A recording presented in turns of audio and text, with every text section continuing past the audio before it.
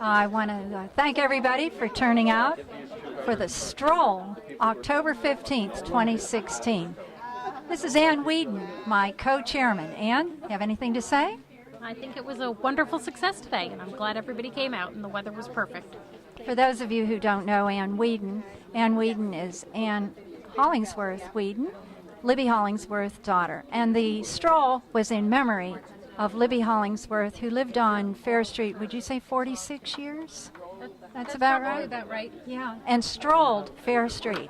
And now today we've had strolling musicians, historic markers in front of every one of the 26 houses, a tag sale, a silent auction, cider and donuts and apples from Bishop's, and all my friends from the Joyful Voices and everybody who came to visit brought a pot of coffee. So we were fine. What was your take on the day? I think it was a wonderful experience. It was great to see so many people turn out to honor my mother, and I was glad to have everybody here. And if anybody's seeing this and didn't have a chance to be a part of it, they can always send a check made out to ACKC. For Action to Cure Kidney Cancer, I lost my husband to kidney cancer 12 years ago, and then to see my dear friend and neighbor Libby lose the battle to kidney cancer this summer was just a sheer heartbreak. And I must tell you that Ann took over all of the tag sale, silent auction parts, made it quite nice. Thanks, Ann. Thanks for all your work. And all of her work on the computer, getting everything straight. It was wonderful working with you, Ann. It's my new best friend. Thanks so much. And thank you, GCTV, for recording this fun event.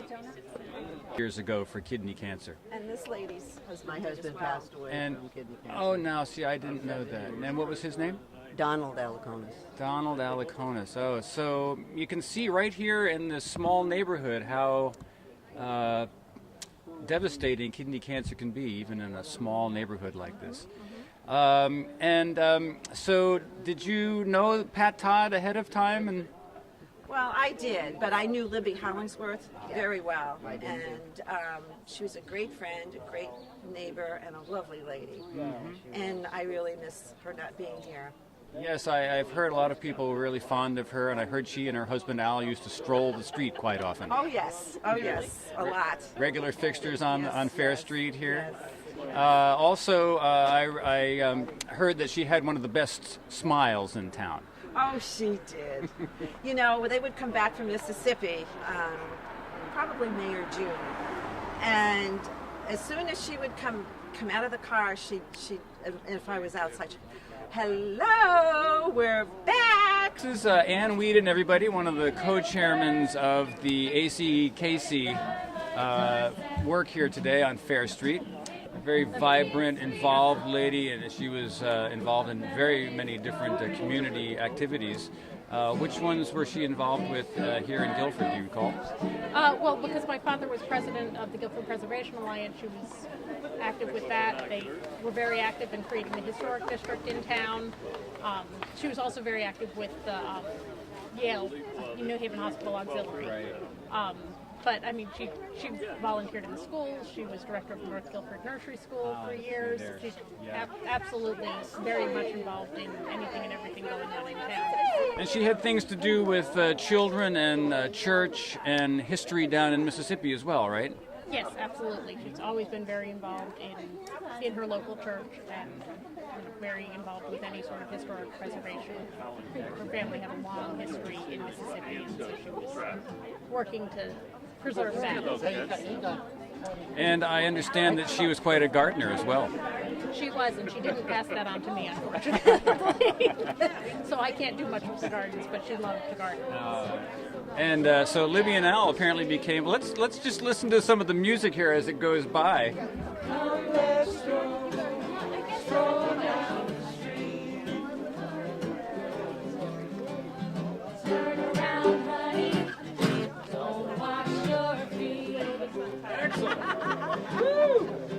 Feel so good. Take me by the hand. Rock on. I feel so good. Take me by the hand. Let's go strolling there. I remember that song. Come on.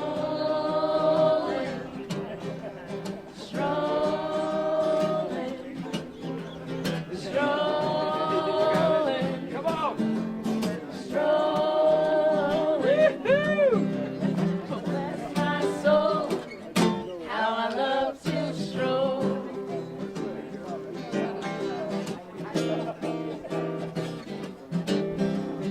Woo! Shake that thing.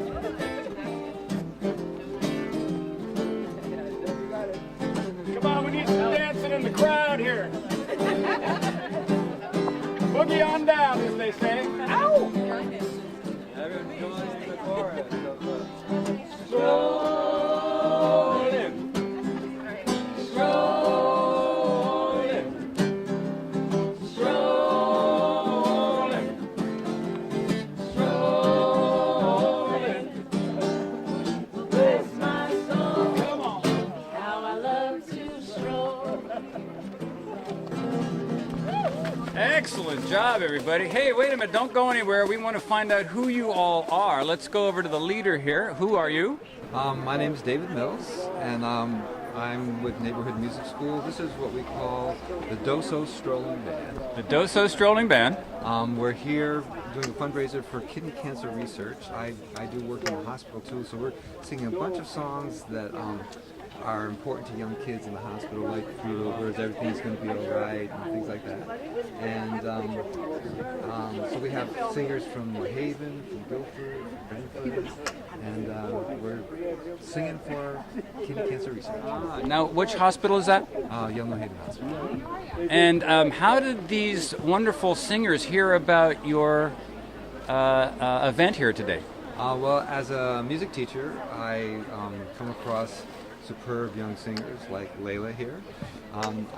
She was in one of my classes. Talia is a young songwriter singer. Carolyn, I've seen her since she was a little girl, has some of the fastest hands I ever found. Carolyn, way to go. And so she plays a real big guitar now, but she's agreed to be the high end of the music for us today. Would you like to hear a song that I wrote with a young girl in the hospital to get ready to get out? Before you do that, let me interview one of your fabulous singers here. And I'm going for you first because you said you have a fabulous voice. And what is your name? I'm Layla Kelly Walker. Layla, it's so nice to have you here today. And how did you decide to get involved with the kidney cancer event today? Well, since Dave is my music teacher at the Boys and Girls Club, we got in touch and he told us about this event. Mm-hmm. And how long have you been singing? Since I was little. Really little. Really little. Okay, well, great. Yes, I'd love to hear more singing here. So let's have the next song, folks. You know what? If you would all face our Guilford Community TV camera, we can see your smiling faces and maybe even hear your voices a little better. So here we go. Are you ready?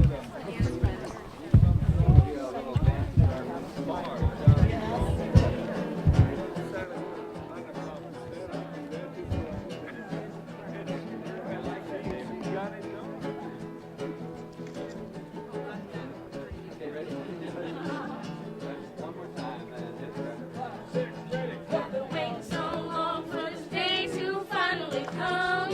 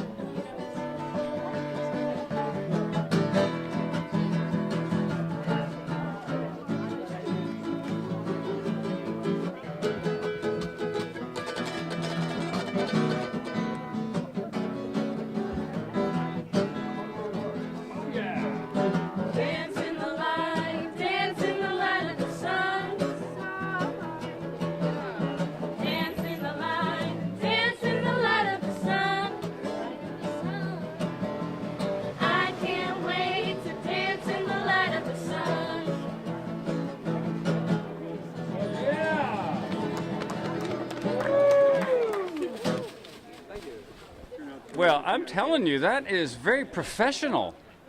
Thank you for joining us today. Let's interview a couple more of the singers here. And who might you be? My name is Allegra Kelly. Allegra, and how did you get involved with the Walk for Kidney Cancer today? Well, as my daughter Layla said, she was in the Boys and Girls Club with Dave, and he reached out to me, and we're here today. I'm very happy to be here. And does the Boys and Girls Club meet on a regular basis? Actually, they do, but she was in the summer program, and he liked her, he got my information, and here we are. So how many girls, if you could all step forward just a little bit here because my microphone cord doesn't go that far. How many people are involved in your program in the summer? There are a lot of people involved in the program at the summer. We have different groups for different ages. And 200 or so, and what age is David?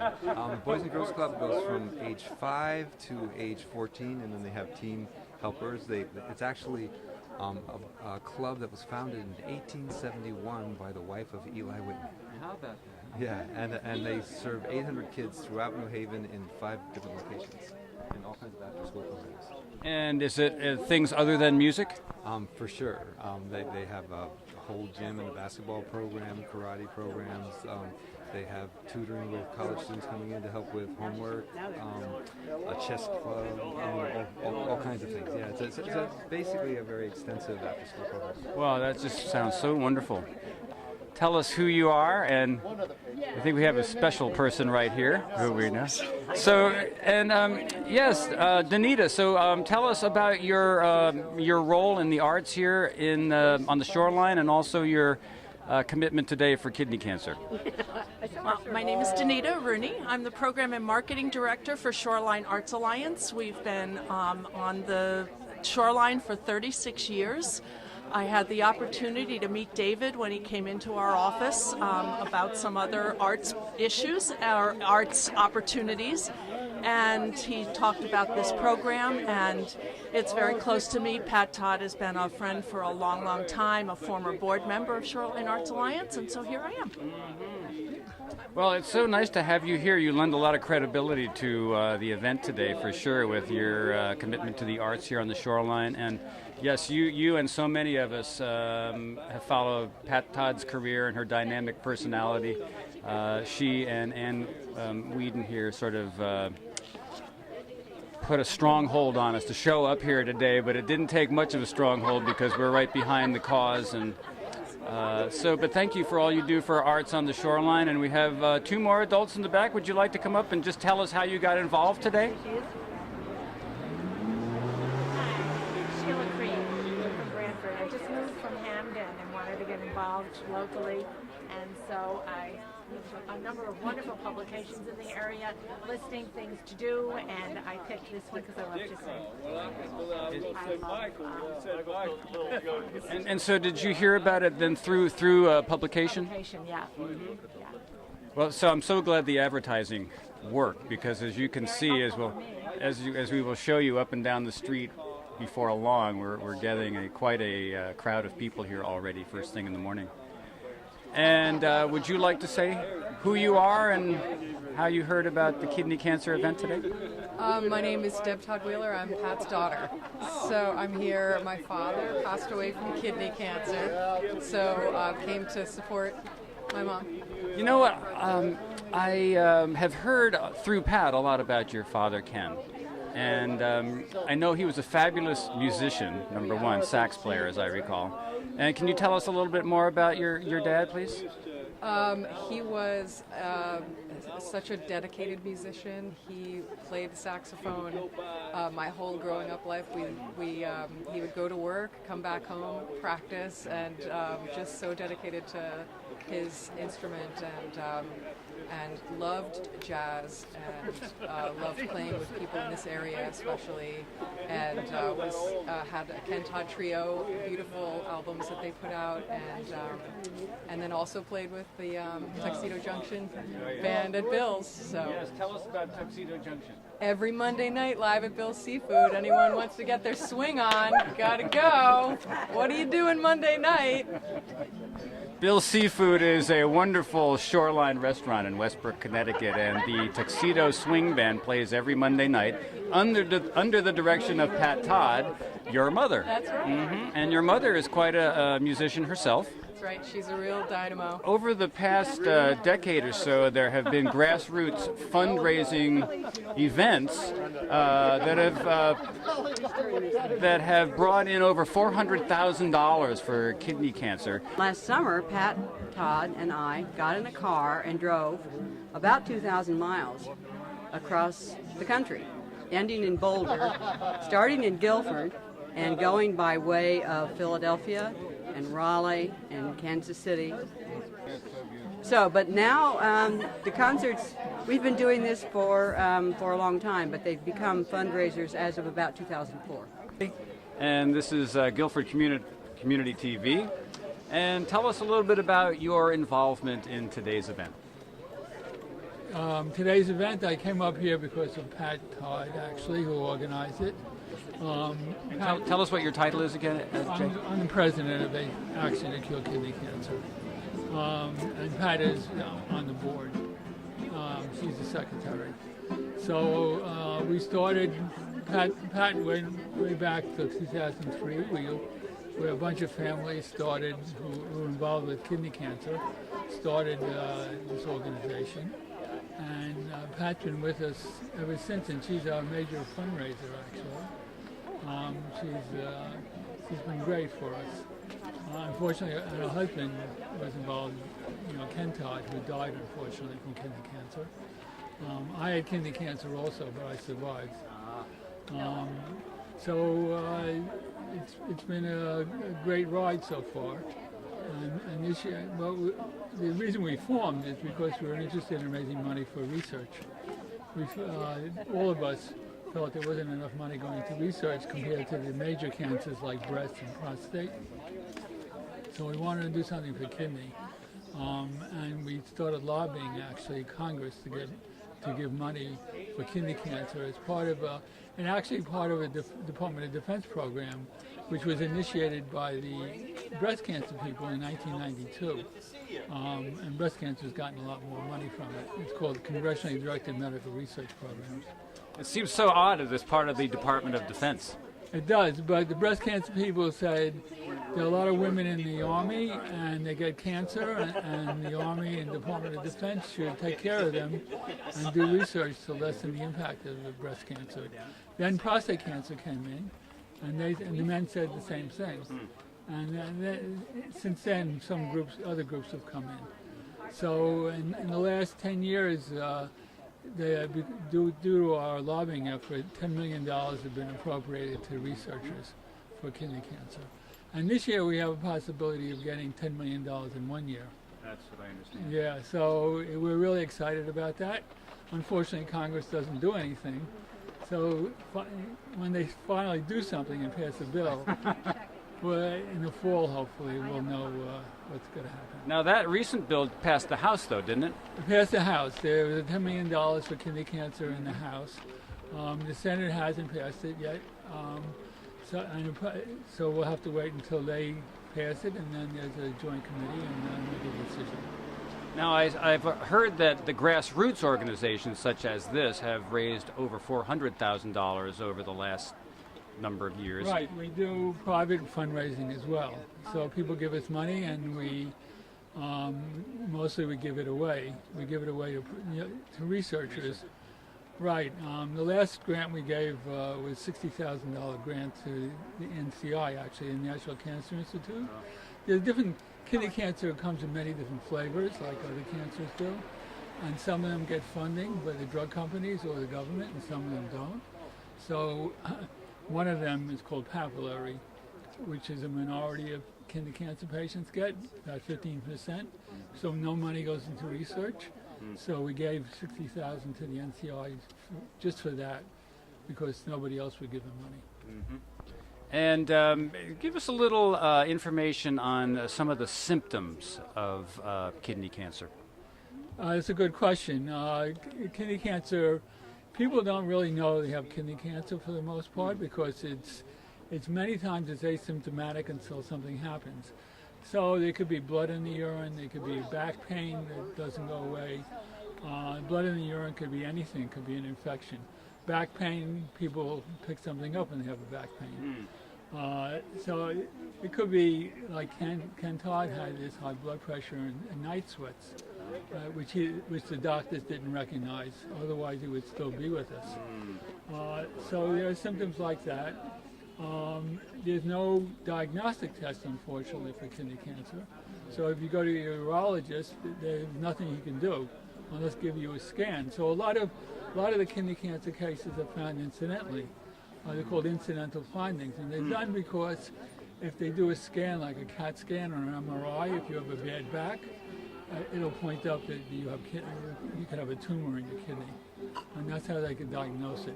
A lot of people getting kidney cancer, and it's not related to these familial types. It's just a normal kidney cancer. There's some genetic inheritance that they don't know what it is. And they're doing a lot of research in that regard then? No, they're not doing a lot of research. No, they're not, unfortunately. That's why we try to get money for kidney cancer research, because they're not doing enough of that. I understand that obesity could be a factor as well. Yes, absolutely. Obesity is the second largest indicator for kidney cancer. Wow, and that's a little troublesome because obesity rates seem to be climbing here, at least in the U.S. Right, and if you take a look at the country, the obesity rates in the South and the smoking rates in the South are much higher than they are in the rest of the country. And that's where kidney cancer is much higher as well. Okay. Yeah, for example, Louisiana is the highest kidney cancer rate in the country. And they have very high obesity rates, smoking, and also exposure to petrochemicals. So those are the three main factors that are causing kidney cancer. Jay, can you tell us what other kinds of grassroots events are being held throughout the country? We have people putting on fundraising events. Pat actually does piano recitals usually almost every year. However, there are other people as well. So we had a couple of ball games. We had a fundraiser at the Bridgeport Bluefish. And you said today that you came up here. Where did you come up from? I came up from New York City. I came up to Merritt Parkway. Merritt Parkway is a beautiful parkway. Oh, yeah. It's one of the nicest parkways I've ever driven on. So that's basically where I'm from. Well, thank you for joining us today, Jay. You're lending a lot of credibility to this wonderful event. And thank you very much for... Here this morning with Guilford Community Television, and you are one of the folks in charge of the tag sale here to raise funds for the Action to Cure Kidney Cancer. And so I would like to know how you got involved today with this aspect of the program.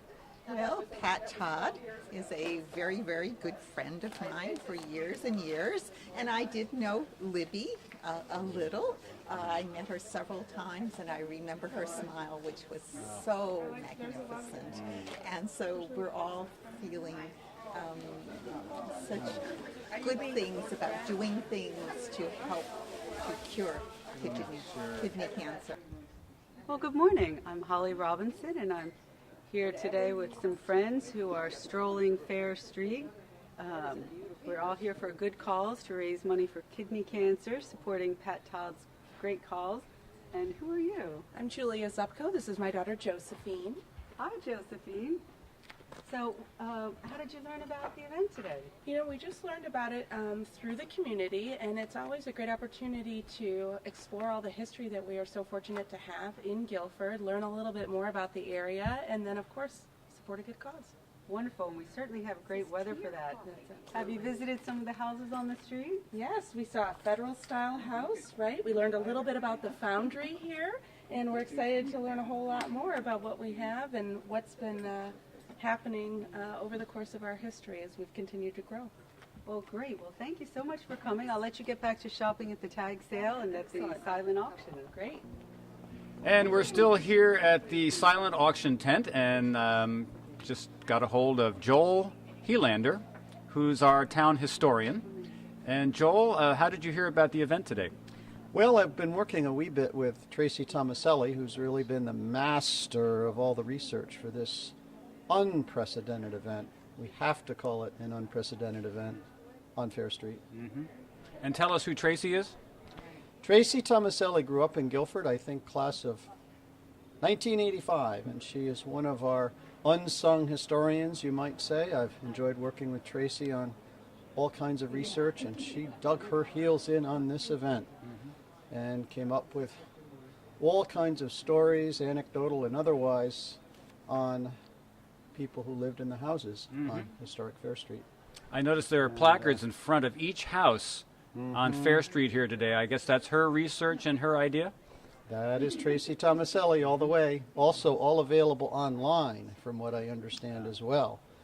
But we always refer to Fair Street as Guilford's architectural gallery, because here on Fair Street, in the heart of the village center, you find examples of every kind of architectural style, from the big center chimney saltbox colonials to the Greek Revival, the villa style, the octagonal, and of course the industrial building on the south end of the street known as I.S. Spencer & Sons Foundry.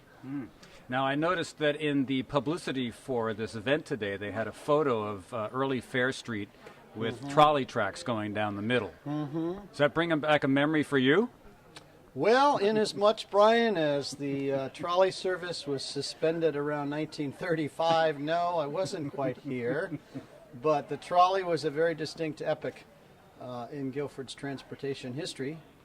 And the tracks did run down Fair Street. And as a matter of fact, I think a lot of people may not realize that Fair Street was, until the late 1920s, one leg of the old Boston Post Road. My goodness. And one of the reasons they abandoned Fair Street was because of the sharp turn coming from the Post Road, 90-degree turn south into Fair Street, where there are many auto accidents, etc. I think Tracy captured that in some of the exhibit boards that one can see today. Excellent. So, and are you familiar with the ACKC purpose? And that's the Action to Cure Kidney Cancer. Yes, I am. And I knew Libby Hollingsworth, the dearest soul you could possibly imagine, one of Guilford's greatest preservationists, alongside her wonderful husband, Al. I call Al today anyways, the patriarch of Fair Street, and Libby was always there in the trenches with Al, working for the good cause of historic preservation and historic appreciation. And yes, Libby, it wasn't fair. She was struck down really in the prime of life by a very insidious disease, kidney cancer, which I don't know as many of us have heard of kidney cancer. I was not familiar with it. And so the cause today, the benefit today, is simply wonderful. Always a pleasure. I think Ted Kennedy Jr. has just become the interviewer for Al Hollingsworth here on Fair Street. Yes, well, tell me, Al, how long have you lived in Guilford and on this street? We bought our house in July of 1976. Really? And we've been here ever since. And you have a southern accent. I still do have a southern accent. It worked well for my career, because most of our manufacturing plants were in the South, and when they needed somebody to find out what the problems were, I was the man. I could go down. Did you do the interpreting then? I did. Now, it's, I was with Armstrong Rubber, then became Armtech Corporation, and did my 37 years there. Congratulations. And what's the greatest thing about living here in this neighborhood? This event, events like this weather, you couldn't ask for a better community to live in. So caring, so supportive, and really we just have fun here. You know, you've been here. That's right. I know. I love the history of this town. Yeah. It's very special, and I think it's great that our community really values all the history that's just oozing out of the town of Guilford. Right. Well, you take this event. Now, this was Pat Todd's idea. She lost her husband to kidney cancer. I know you're a cancer survivor. Yeah. But, you know, It is a brutally mean disease, and we've just got to find ways to catch it earlier. Hi, I'm here with Ed Siebert, and Ed, Seibert, sorry, I got the name wrong. You are a resident here on Fair Street. Yes. How many years have you lived here? We bought the house in 1996, and we moved in full-time in 1999. So we've owned it for just 20 years. And you were close neighbors with the Hollingsworths. Absolutely. They were 2 houses away. Yes. And we've had many people give us glowing accounts of their interaction with Libby. Do you have something that you remember fondly about Libby? Well, I just remember her friendliness and her joy of living here. When they were here, they were only here part of the year because they spent part of the year down in Mississippi. But they really enjoyed it. They loved the house they were living in, and they were very helpful to those of us on the street in trying to maintain the historic nature of the house and the community. Yes, I understand in both Mississippi and Guilford she was very involved with the historical societies. Correct, yes, absolutely. And she also did a lot of work with children and on behalf of low income, which is something that you are familiar with. I am. I've been involved ever since I've been here in working with affordable housing groups in the greater New Haven area, and I still am. So it's something that's very important to me. And we have a number of houses here in the town of Guilford, and we're looking to do more. We've expanded up the shoreline up into New London County and down into Fairfield County. So that keeps me active. I can guess. And Shirley Giuliani. well, here I am at one of the ticket booths for today's event. And we have 3 delightful ladies here who all knew Libby, and we're going to find out who they are and how they knew Libby. Here we are. Shirley Giuliani, president of the Guilford Preservation Alliance. I knew Libby, and I know her husband, Al, as real preservationists and hard workers to maintain the character of Guilford. And they got the first historic district through with years and years of effort and work. And Libby was just a delightful Southern woman who was full of love and for her family and for her town, and her town in Mississippi, Fort Gibson. Yeah. You know, we've heard that so many times today, how delightful a lady she was, and these glowing remarks are just permeating the whole event today. Right. And we have Ellen McFarland in the middle. And Ellen, how are you? I am just fine. And what's your relationship with kind of the event? How did you hear about the event, and any relationship with Libby? I knew about the event because of Pat Todd, and Libby I knew, I think, from when they moved here, from the very beginning, and I was very honored to serve on the Historic District for over 12 years, which was inspired by Libby and her husband to make sure that this beautiful street and this entire area was preserved. I know everybody has said how lovely and wonderful she was, but had you heard her voice and seen that smile, you would understand what everybody says. Oh, that's so good to hear. So Pat Todd, because she lost her husband also to kidney cancer, has been a major force behind this action to cure kidney cancer. And is that how you heard about the organization, through her as well? Yes. She has been instrumental in bringing people's attention. I mean, people are very aware that people have kidney problems, but kidney cancer is something that perhaps people don't understand, and Pat has devoted the last, I would say 12 years or better to making sure that people are aware.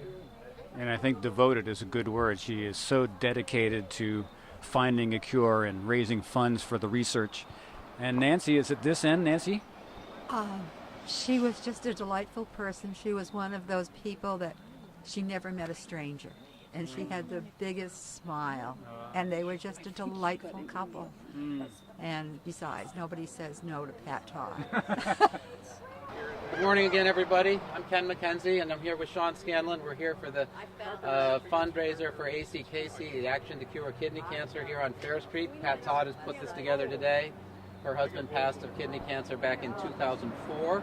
You've probably heard all this from my predecessor, who's been here for an hour and a half out with the strolling musicians who are up the street somewhere wandering about, and we had the pleasantry of having Ted Kennedy Jr. speak with us a little while ago, and now we just bumped into Sean Scanlon.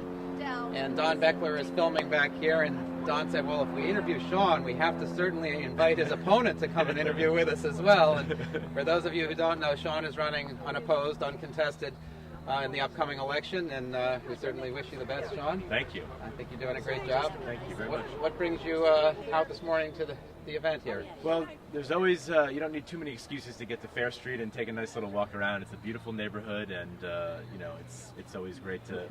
So it's always great to be on Fair Street. It's a beautiful street, beautiful neighborhood, and it's a great cause that they're out here for today. Really glad that Pat sort of invited me to this, and so far it looks like a great turnout. Research and importance of drawing attention to cancer and cancer research is a very important thing. For those who don't know, kidney cancer is one of the top 10 cancers in the country. We lose about 60,000 people are diagnosed with kidney cancer every year, and roughly 25% die due to kidney cancer each year. So Pat has been working quite hard. She has a band, which I'll put in a prod for her band, Tuxedo Junction. For those who don't know about it, it's a wonderful swing band, and they play every Monday night up at Bill's Seafood up in Westbrook, I guess it is. Fun place to go and listen to music and have some fried seafood and a cold beer. Thank you for coming. You're welcome. Happy to be here. We're going to stroll up and down the street and look for the musicians. Good luck this fall. Thank you very much. All right, good to see you, Good John. to see you. Thank you.